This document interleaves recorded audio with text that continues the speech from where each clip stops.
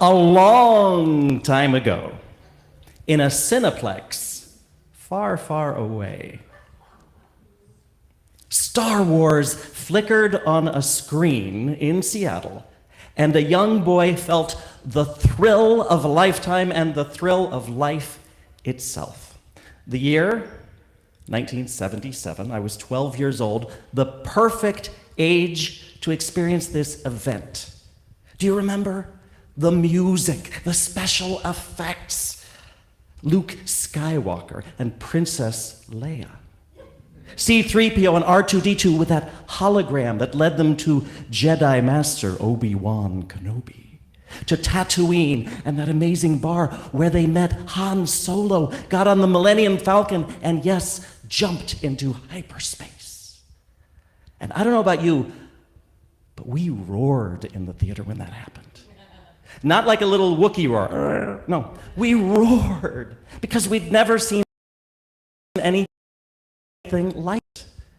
And yet it was also familiar, and it was a long time. It was our shared mythology.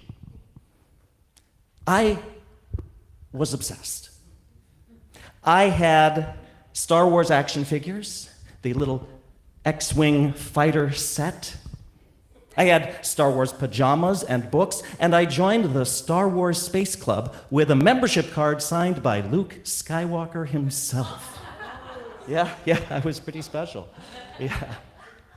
But I was not alone in being hooked on this. That little $11 million film went on to be quite a thing.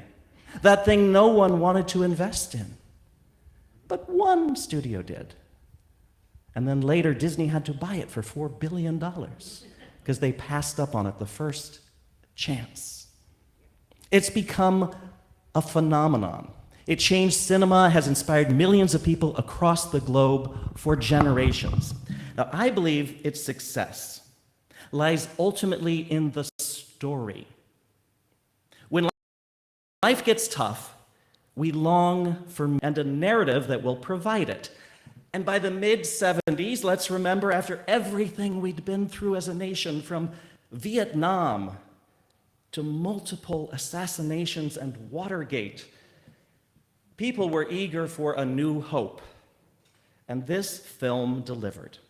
Now, Star Wars tells the tale of an everyday young man who starts as a nobody and discovers his lineage, his power, and his destiny to save the galaxy. That is a true hero's journey. Darth Vader and the Empire represented the dark energy that we all wrestle with. And yet a ragtag group of heroes took that empire down. And how did they win? Well, it's called Star Wars, so maybe you think that these films chronicle and celebrate military adventures. But I believe that it's not the battles in outer space that set this franchise apart, but rather the battles of inner space, the battles within ourselves. Especially as we move into the two sequels, The Empire Strikes Back and Return of the Jedi, the focus moves increasingly toward the spiritual. Consider this. In unity, we believe in one power and one presence, God the good. This is not a traditional deity, a man or even a woman in the sky. This is energy itself, power itself. You might even call it a force. And since it's the ultimate one, why not just call it the Force? According to Jedi Master Obi-Wan Kenobi, the Force is what gives a Jedi his power. It's an energy field created by all living things. It surrounds us and penetrates us. It binds the galaxy together. Does that sound familiar? Jesus said, "You are the light of the world." And Yoda says, "Luminous beings are we, not this crude matter." The light of the world, the Christ within, God is love. All of this is talking about God as energy, present within us, but first we have to feel it and know it. Not know it intellectually, like we know arithmetic. We have to know God the way we know gravity, as a force we can use. Use the force. But getting to that place is a practice. It's not just an easy decision. It's a kind of mastering of the self, knowing its tricks and tendencies and transcending them.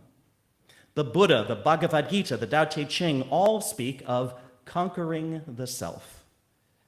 Jesus speaks of conquering our limited self, I think, when he tells his disciples to forgive without ceasing, to let go of earthly attachments, to love not just your neighbor, but actually love your enemies.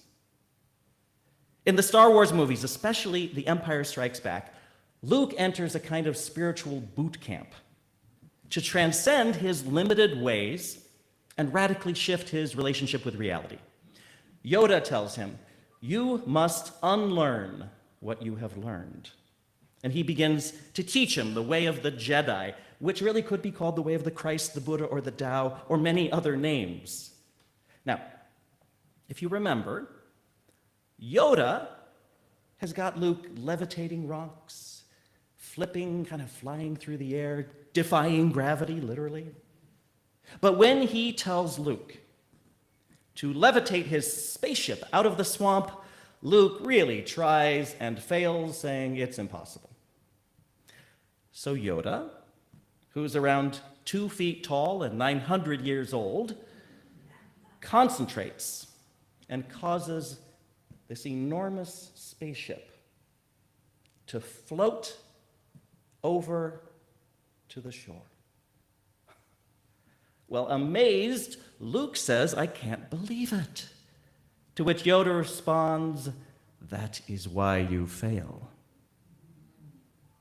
Faith the size of a mustard seed can move a mountain, according to Jesus, and George Lucas just updated that a bit for our times.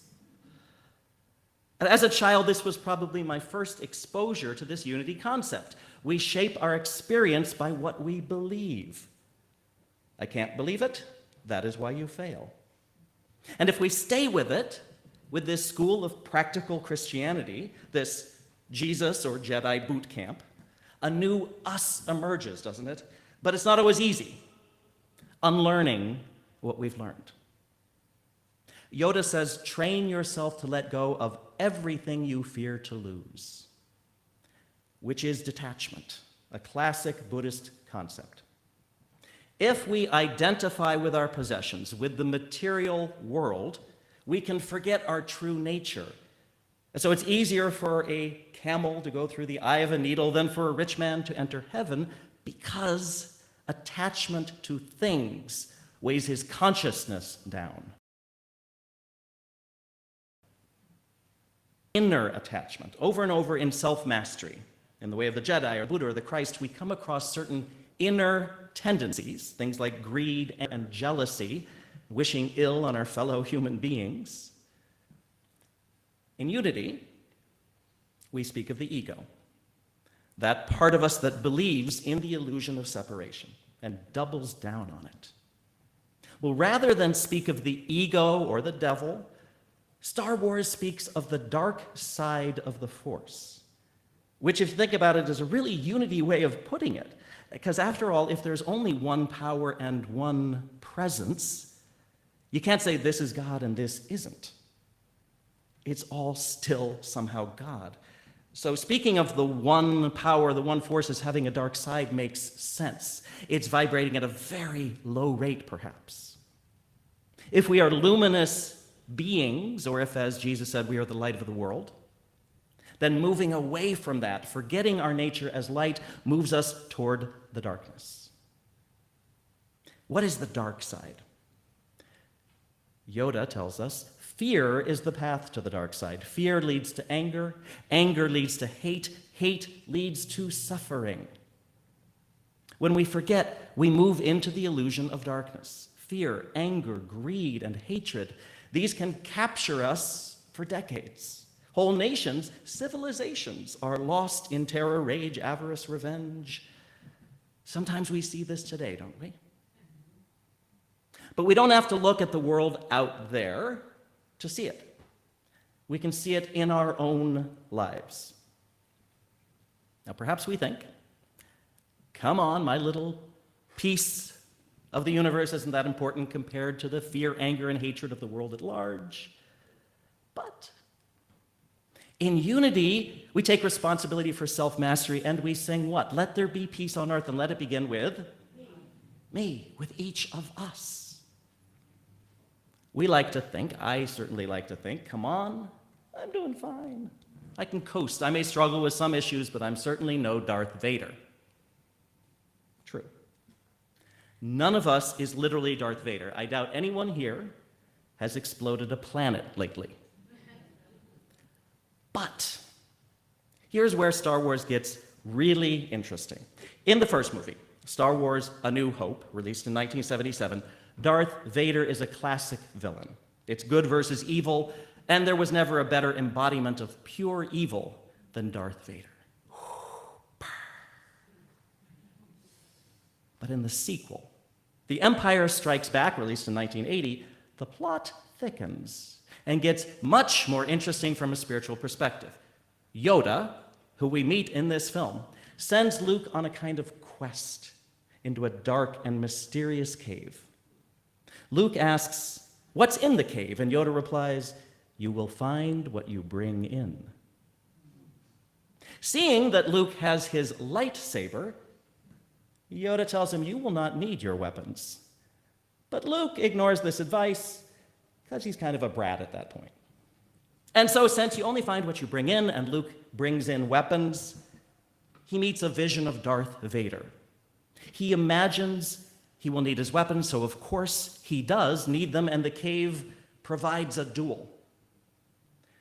But this, I think, is where it gets really, really, really interesting. This is, I believe, one of the most important moments in all of the Star Wars films, and maybe you've forgotten it. Luke battles with this vision of Darth Vader, lightsabers clashing until Luke strikes a fatal blow and lops off the head of Lord Vader. The dark helmet rolls a bit in the dirt, then the mask disappears in a puff of smoke, revealing the face of Darth Vader. And in this vision, the face is Luke. That kind of freaked me out as a kid. I mean, oh my God, it's Luke under the mask? What does that mean? Now, by 1980, I was sophisticated enough to know this was some kind of metaphor or allegory, but I had no idea what this could mean. But it stayed with me, and I remembered. Years later, I encountered shadow work, and that scene made perfect sense. In shadow work, we learned that we all contain everything. The universe is holographic, meaning each bit contains the whole. There are parts of myself that I've repressed, called bad, and locked away. That's the shadow. And when we see those parts of ourselves in others, those parts we've disowned, we judge them harshly. We want to battle that outside manifestation as a way of saying, I am not that, I don't have any of that, and if necessary, I will kill it. By owning those disowned parts of ourselves, understanding them, we can master them. As long as they remain disowned, we react to them, and we're kind of at their mercy. But when we know and truly accept that we all have everything, we are at choice and can respond rather than react. What we resist persists, but once we accept and understand that we too have a specific shadow trait, our judgment lessens, and we can respond with wise action and transcend that trait, be it arrogance, insecurity, a quick temper, or anything else. So, back to Darth Vader. In case we didn't get that Luke has the same potential for evil that Vader has, in case we missed that Vader is Luke's shadow, we have one of the most famous moments in all cinema. And allow me to quote it verbatim. Obi-Wan never told you what happened to your father. He told me enough. He told me you killed him. No, I am your father. Bum, bum, bum, bum, ba-da. No! We gasped in the audience because nobody knew that. That was a shock, and it's good storytelling. And there's a reason these stories resonate. The hero also has the villain within him. The villain is his father. By the third film, Return of the Jedi, when Luke goes to confront Vader, he first refuses to fight. Yoda has taught him that a Jedi uses the Force for knowledge and defense, never for attack. So he's a good truth student and he follows the rules. But the Emperor, who really is an embodiment of pure selfishness and rage, forces Luke to watch through a window as his friends' spaceships are destroyed in battle. Give in to your anger, the Emperor tells him. With each passing moment, you make yourself more my servant. But Luke resists the urge to attack. Strike me down with all your hatred, and your journey toward the dark side will be complete. But Luke resists. Give yourself to the dark side. It is the only way you can save your friends. You see how good the ego is, finding our weakness? But Luke stands firm. But then the Emperor discovers the weakness when he finds out that Leia is Luke's sister and tells Luke, if you won't join us, perhaps she will. And that is when Luke loses it. He lunges at the Emperor with his lightsaber, only to be blocked by Darth Vader at the last moment. The Emperor laughs. Classic evil laugh. Now Luke is really mad, and he goes after Vader with ferocity. Yes, use your aggressive feelings. Let the hate flow through you. The Emperor prods, and Luke does, until finally he cuts off his father's hand and sees wires. Luke, too, has an electronic hand at this point, and he realizes he's become like his father, consumed with rage. He's on the verge himself of becoming another Darth Vader, operating like an unconscious robot. And right then, Luke does something extraordinary. He lowers his lightsaber, turns it off, and announces he won't fight. In fact, he knows there is still good in his father. He has felt it. Well, the Emperor finds that absurd and announces that compassion will be his undoing. Lightning spews from the Emperor's hands as he attacks Luke, announcing he's going to now kill him. So Luke screams and cowers in agony. The Emperor throws more and more lightning at him, and just when all hope seems lost, in a kind of symbolic tour de force, Darth Vader picks up the Emperor and throws him down a 10,000-foot hole to his death. Luke was right. The hero may have the villain within him, but the villain also contains the hero. Darth Vader redeems himself. The whole plot depends on Luke loving his enemy, finally refusing to fight or give in to hate. Jesus tells us to turn the other cheek. George Lucas tells us to turn off the lightsaber. So the dark side, with all of its firepower, loses to the light side, the true representation of us, our best selves. And certainly destruction is more exciting on film and in our imagination than quiet compassion and responsibility for our inner state. These movies bring many people in through the action-packed battle scenes, but it's the spiritual journeys that set the Star Wars films apart and make them modern mythology. Can we love the enemy? Can we believe that our Darth Vaders are capable of redemption? Or that our victory may be in love, not in resorting to anger and demeaning insults? Because it seems to me that we join the dark side when we answer its rage with our own, its bullying with our own. And it is tempting to join that fight. It pulls us in like that tractor beam that pulled the Millennium Falcon into the Death Star. But somebody turned that tractor beam off. It was an old man that no one took seriously. And who taught that old man? And who trained Luke and passed along all that ancient wisdom? A 900-year-old master about the size of a loaf of bread. Sometimes what we see in the world today is overwhelming. And maybe it feels like we're living inside The Empire Strikes Back, right? But consider, that film is also the most spiritual one of them all. The one that teaches us about the Force, introduces a spiritual master, and a training program in response to the darkness around them. They take this work seriously, and the film seems to say, so should we.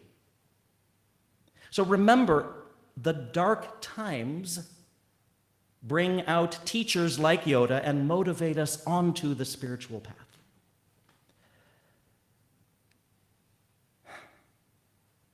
And so, my Unity family, please know this. You have more power than you know. The Force is strong in you. I can feel it. We have masters here in this room. Some are waiting to pray with you after the service. We've been through our own spiritual boot camp. Everyone here has this within. Your wisdom is luminous. Your persistent love can change the energy field around you, and whether it ever shows up in the news or not, you can change and even save the world. Right here, right now. Each of us may be the last Jedi, our only hope. We are the hero we've been waiting for. Namaste, God bless, and may the Force be with you.